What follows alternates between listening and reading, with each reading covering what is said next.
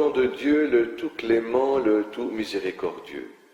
Paix et bénédiction sur ses prophètes et sur Mohammed, le dernier des prophètes.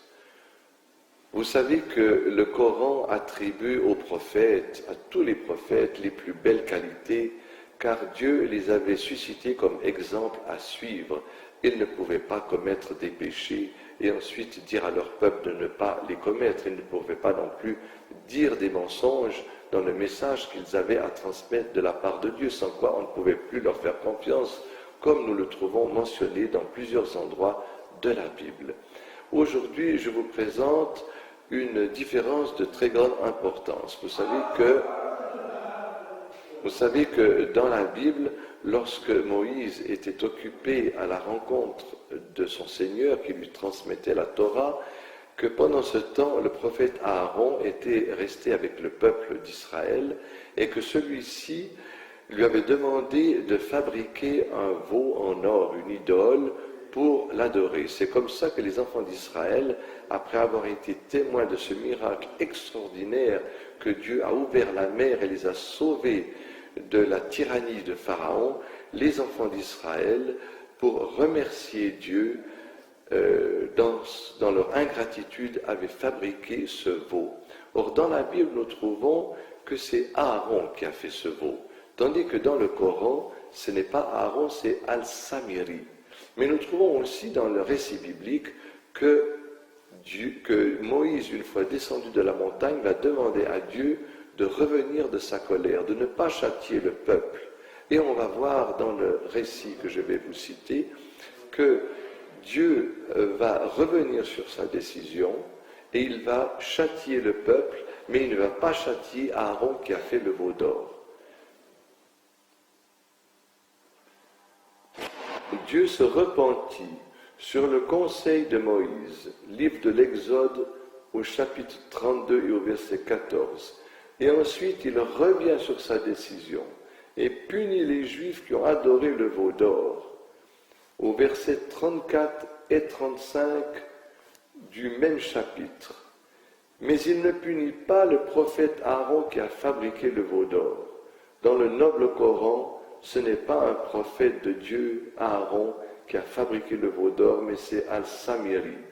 Dans la sourate numéro 20, sourate Taha, au verset 95 à 97.